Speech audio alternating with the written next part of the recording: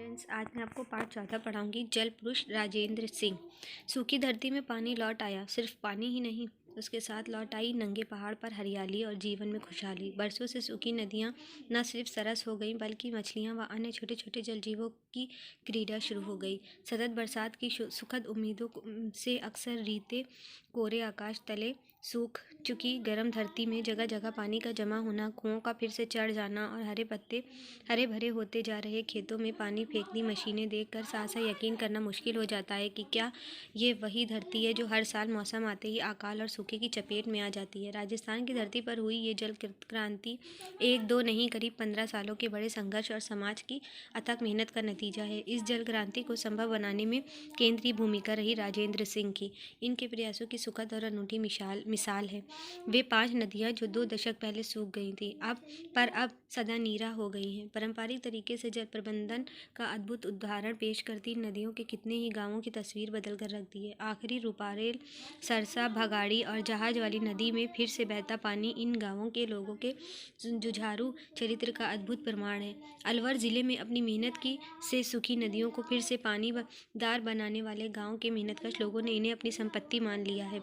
एक दिलचस्प बात यह कि आखिरी नदी को जिलाने वाले लोगों ने तो इसके संरक्षण के लिए आखिरी संसद का गठन कर लिया है। आखिरी संसद के कई अधिवेशन भी हो चुके हैं। इन बैठकों में लगभग 15 गांवों के लोग हिस्सेदारी करते हैं। आखिरी नदी में पानी के उपयोग की उचित कानून बनते हैं। इस पर सख्ती और बगैर किसी कोताही के अमल भी होता है।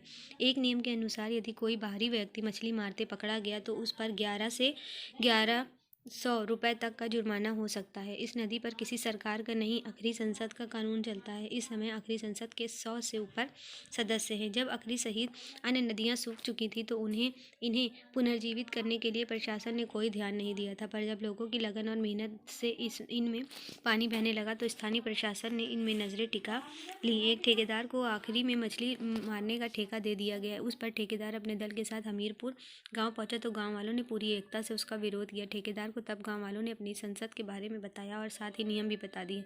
ठेकेदार के पास चुपचाप चले जाने के अलावा कोई रास्ता नहीं था। दुख और कमजोरी में समाज का साथ देने के विचार से राजेंद्र सिंह अक्टूबर सन 1985 में राजस्थान के अलवर जिले के किशोरी गांव में पहुंचे थे। वे समाज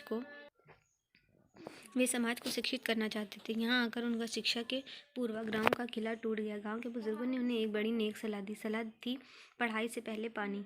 सूखे से बरसों से जूझ रहे उन बूढ़े लोगों को ज्ञान और पढ़ाई से पहले पानी की ज़रूरत थी। अपने साथियों के साथ तब उन्होंने पानी बचाने और बढ़ाने का काम करने का मन बना लिया। अब सवाल था कि आखिर ये सब कैसे होगा। इसके लिए राजेंद्र सिंह को किशोरी और गोपालपुर गांव के उन्हीं पुराने और अनुभवी लोगों की मदद लेनी पड़ी। गांव के लोगों ने उन्हें पारंपरिक जल प्रबंध की पुरानी विधियों की विस्तार से जानकारी दी। मशवरा सीधा सा था, छोटे छोटे बांध बनाए जाएं, सूख चुके कुएं बावड़ियों को गहरा कर उन्हें फिर से जीवित किया जाए। इसके साथ ही जोहड़ बनाए जाएं, नदियों को जिलाया जाए इत्यादि। सीधा गणित बरसाती पानी के प्रबंध का था। प्रबंध इस तरह से कि बारिश का पानी बहकर बेकार न जाए। उस पानी को छोटे छोटे बांध और एनीकट बनाकर रोक लिया जाए। तब जब पानी रुकेगा तो वही धरती में समा जाएगा। इससे धरती के नीचे पानी सुरक्षित भी रहेगा और वह अंदर ही अंदर ढलान या नीचे की तरफ रिसता रहेगा। जब ज़मीन के अंदर पानी बना रहेगा और धीरे धीरे आगे या नीचे की ओर बढ़ेगा तो आसपास के कुओं का जल स्तर बढ़ेगा। सूखी धरती को पानी मिलने से हरियाली होगी और खेती भी की जा सकेगी। बस यही था जल प्रबंध का पूरा शास्त्र, जो गांव के लोगों ने समझाया। बकौल राजेंद्र सिंह, तब हमें यकीन आने लगा कि यदि ऐसा हो सका तो ग्रामीण समाज की दिशा और हालात में ज़बरदस्त परिवर्तन आ सकता है। ग्रामीण जीवन के आधार कृषि और पशु ही तो हैं। दोनों होंगे और बचे रहेंगे तो लोगों का जीवन भी टूटने और बिखरने से बच जाएगा। गांव के लोगों ने ये भी समझाया कि किस समाज में रहकर काम करना सीखना भी वहीं से होगा। दूसरे करना भी वही होगा और जो समाज चाहता है। फैसला भी समाज का और मेहनत भी। आपको सिर्फ समाज का साथ देना है, उसे परंपराओं का स्मरण कराना है। कुल मिलाकर हालात से हारे लोगों की निराशा दूर करनी है ताकि वे इस काम को आत्मविश्वास से करें। इसके लिए पहले लोगों का मन बनाना होगा, उन्हें काम के तरीके और इससे मिलने वाले लाभ के बारे में समझाना पड़ेगा। बहरहाल काम की शुरुआत गोपालपुर के जोहड़ से हुई। इसके लिए लोगों से चंदा इकट्ठा किया गया और उन्हें श्रमदान के लिए भी राजी किया गया। गांव के कुछ उत्साही लोग गैती फावड़े लेकर जुट गए। चूंकि गोपालपुर में उस समय ज़्यादा लोग नहीं थे, इसलिए सिली बावड़ी के लोगों से मशक्कत कराई गई। हाँ, देख रेख का जिम्मा गोपालपुर के लोगों ने ही संभाला। इस तरह गोपालपुरा में चौतरेवाड़ा, जोहड़ और मेवालों वाला बांध बनाकर तैयार हो गया। लोगों को अब बस बरसात का इंतजार था। लंबे इंतजार के बाद वर्षा हुई और जोहड़ पानी से भर गए। मेहनत से बनाए जोहड़ में पानी देखकर गांव के लोग पुलकित थे। पानी से लबालब चौतरे वाले जोहड़ ने लोगों का विश्वास पक्का कर दिया कि अगर इस सिलसिले को आगे बढ़ाया जाए तो सुखद परिणाम जरूर निकलेंगे। इस पर अभिक्रम शुरू हुआ। एक के बाद एक तालाब और जोहड़ बनाने का इतना बड़ा काम हुआ तो उसकी चर्चा होनी ही थी। दूसरे गांव के लोग भी गोपालपुरा में पानी का प्रबंध देखने आने लगे। उन्हें भी लगा कि जब इस गांव में लोग अपनी मेहनत के दम पर ऐसा चमत्कार कर सकते हैं तो वे क्यों नहीं। फिर तो गांव के गांव इस काम में जुट गए। राजेंद्र सिंह ने बाकायदा संस्था बनाकर इस मुहिम को आगे बढ़ाना शुरू किया। काम का तरीका ये था कि जिस बांध, तालाब या जोहड़ बनाने में जो खर्च आएगा उसका दो तिहाई संस्था वहन करेगी और बाकी स्थानीय लोगों से जमा किया जाएगा। ऐसा इसलिए कि जब लोगों का पैसा लगेगा तो उनका उस काम से स्वाभाविक रूप से जुड़ाव होगा। फिर श्रम भी तो स्थानीय लोगों को ही करना था। इस तरह लोग इस काम और संस्था से जुड़ते चले गए। संस्था के लोगों ने अपने काम को फैलाने के लिए गांव-गांव पैदल यात्राएं शुरू कर दी। इन यात्राओं का लाभ ये हुआ कि लोग जल के साथ जंगल का महत्व भी समझने लगे। करीब 15 साल पहले शुरू हुआ छोटा सा प्रयास एक मुहिम बनकर अलवर सहित राजस्थान के दौसा, जयपुर, टोंक, उदयपुर, करौली और सवाई माधोपुर जिलों में भी फैला। लोगों ने मिलकर पानी को बचाने का कार्य जोर शोर से किया। राजस्थान के जिन इलाकों में पारंपरिक तरीकों से जल प्रबंधन का काम हुआ है, वहाँ की तस्वीर पूरी तरह से बदल गई है।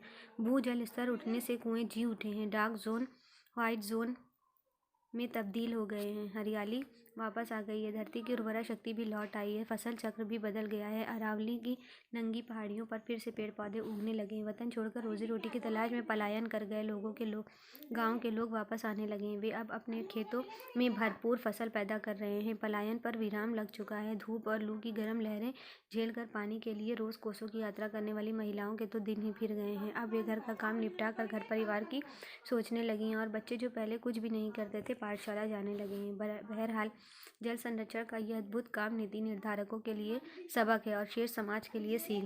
आज जबकि हर जगह पानी की किल्लत है, ऐसे में इस तरह का काम निश्चय ही प्रेरक और अनुकरणीय है। राजेंद्र सिंह भी मानते हैं कि पानी बचाने का ये काम इस बात का स्पष्ट प्रमाण है कि आज भी हमारी परंपराएं प्रासंगिक हैं। उनमें समाज को बचाने का ये काम इस बात का स्पष्ट पर्याप्त बिंदु मौजूद है। जल संरक्षण के व्यापक काम की बदौलत राजेंद्र सिंह को मिले मैग्सेसे सम्मान ने भी हमारी परंपराओं को पुष्ट किया है। निसंदेह इनकी परंपराओं पर विश्वास कर राजस्थान के अलावा मध्य प्रदेश, उत्तर प्रदेश और गुजरात के कई जगह जल संरक्षण का काम चल रहा है। राजस्थान में अगर परंपराओं को आधार बनाकर काम किया जा रहा है तो गुजरात में कुछ काम वैज्ञानिक तकनीक की मदद लेकर भी चल रहा है। वैज्ञानिक तकनीक की मदद से उस जगह की पहचान की जाती है जहाँ पानी इकट्ठा किया जा सकता है। इस तकनीक का नाम है रिमोट सेंसिंग। रिमोट सेंसिंग के माध्यम से धरती के किसी हिस्से के चित्र लिए जाते हैं। उन चित्रों में धरती की आंतरिक रचना भी स्पष्ट हो जाती है। आंतरिक रचना जानकर यह अंदाज़ा आसानी से लगाया जा सकता है कि अमुक जगह पानी जमा करने के लिए ठीक रहेगी या नहीं। इससे ये भी पता चल जाता है कि ज़मीन के भीतर पानी किस गति से रिसेगा।